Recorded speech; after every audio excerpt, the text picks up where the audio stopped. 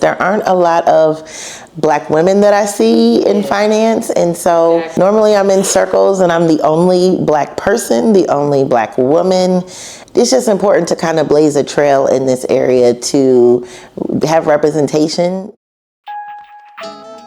Hey everyone, we're out here in Ackworth, Georgia, waiting to meet our super VIP Rachel, and we got her the goodie bags. Can't wait for her to unwrap this. And yeah, we're super excited. We'll see you in a bit.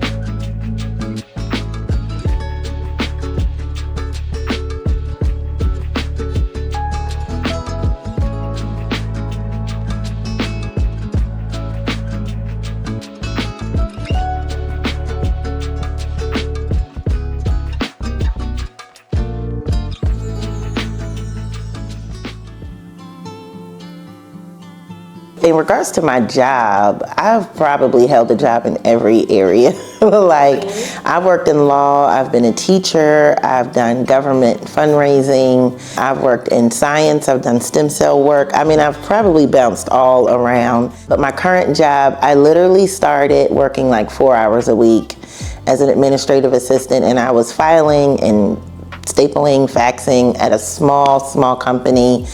And it was in finance, which I was not good at math. It's like crazy to think that I would start that way, but I was just happy to have a job and to be working and useful. And I kind of learned as I went, and honestly, that was 10 years ago. I started as an admin assistant and have worked my way up to the COO after 10 years. You know, sometimes, I don't know, it's off-putting when you're like going from thing to thing and you feel like you just haven't found what you're supposed to do. Because some people, like, they know what they're gonna do and they just do it, right? You got some people who just know and that's what they go for and it works for them.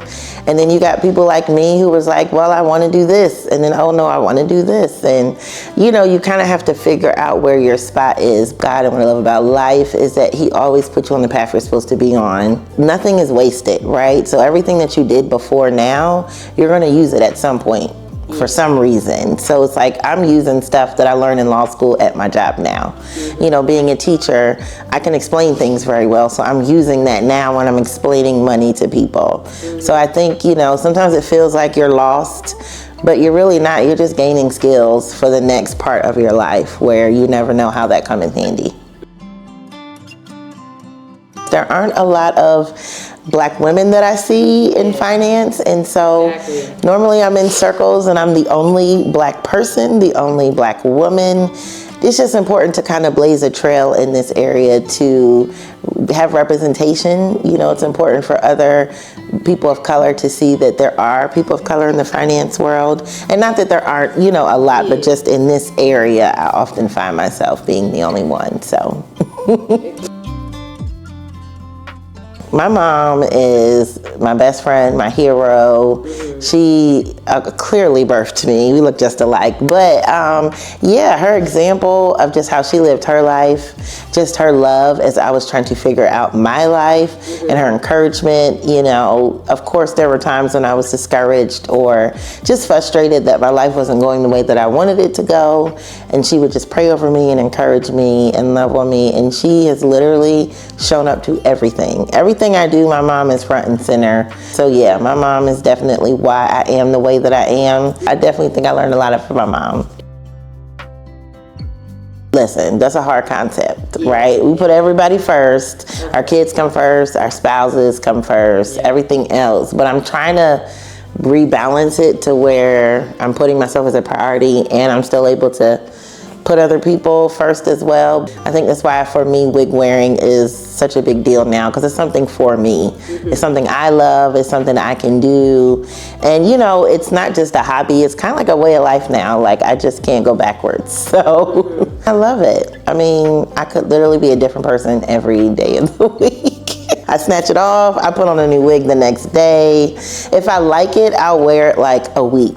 But then by the weekend, I have on a different wig. Like I said to my husband, if we ever had a house fire and I lost all my wigs, He's like, so you're not worried about a house, you worried about your wigs. I was like, it's just a thought, but I have amassed a collection that is important to me. And a lot of the wigs you don't make anymore. And so I'm just like, if I lost all my wigs, I would be devastated. I think I would say to give yourself grace. Life can be hard, and the journey is often not a straight road. It got all kinds of zigzags and hills and valleys. And just not to be afraid to take risk, because I tried a lot of things and some of them worked and some of them didn't. And I didn't really consider it to be a failure. It's just a lesson that I learned that I either didn't like it or I liked it.